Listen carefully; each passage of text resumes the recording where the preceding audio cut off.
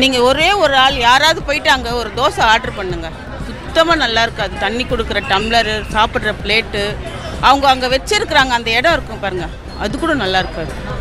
மொத்தமாக எடுத்துகிட்டு வந்து அப்படி போடுவாங்க, யார் யாருக்கு வேணும் ஒன்று ஒன்றா எடுத்துக்கோங்க அப்படின்வாங்க.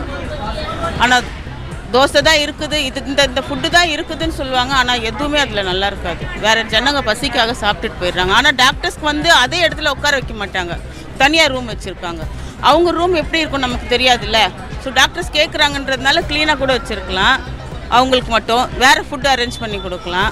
இது ஒரு வாட்டி செக் பண்ணாங்கன்னா நல்லாயிருக்கும். இப்போ ஃபுட்டு செக் பண்ணுறதுக்கு ஆஃபீஸர்லாம் வந்தாங்க, சொல்லியிருக்கேன் 2 நாள் இம்ப்ரூவ் பண்ணுறேன்னு இருக்காங்களே, பார்க்கலாம்.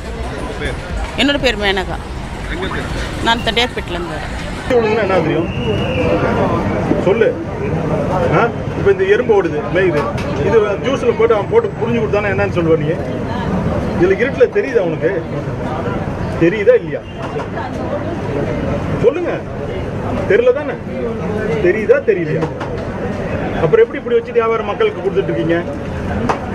இது நாளைக்கு சுத்தம் பண்ணுறீங்க, புரியுதா? சுத்தம் பண்ணி இங்கே 2 டியூப் லைட் இந்த இடத்துல வரணும், புரியுதா?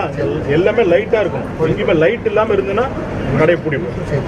இன்னைக்கு ஒரே ஒரு நாள் தான் வார்னிங்க. நான் இன்றைக்கே போய் லைட் வாங்கிட்டு வந்து எலக்ட்ரீஷியன் வச்சு இங்கே எல்லாம் லைட்டு பூரா லைட் வரும். லைட் வெளிச்சம் எல்லாமே இங்கே எதாவது வியாபாரம் பண்ணக்கூடாது, புரியுதா? இந்த மாதிரி இங்கே இவ்வளோ எறும்பு இருக்குது, இவன் இந்த இருட்டுக்குள்ளே உட்காந்து ஜூஸ் போட்டுக்கிட்டு இருக்கான். அது எப்படின்னா என்ன ஆகும்?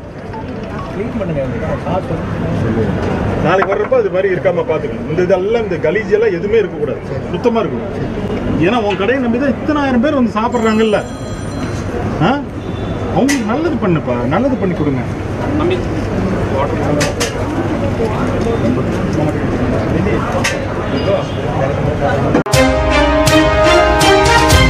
உள்ளூர் செய்திகளை உடனுக்குடன் தெரிந்து கொள்ள விடியல் செய்திகள் ஆன்லைன் சேனலை சப்ஸ்கிரைப் செய்யவும்.